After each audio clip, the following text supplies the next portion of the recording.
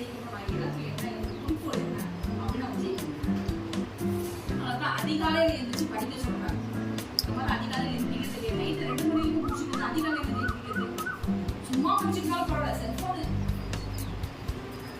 இன்னைக்கு இப்ப நாடு குட்டிச்சோரா போயிட்டு கொஞ்சம் இருக்கும் போதே அந்த செடியை காப்பாத்திடும்.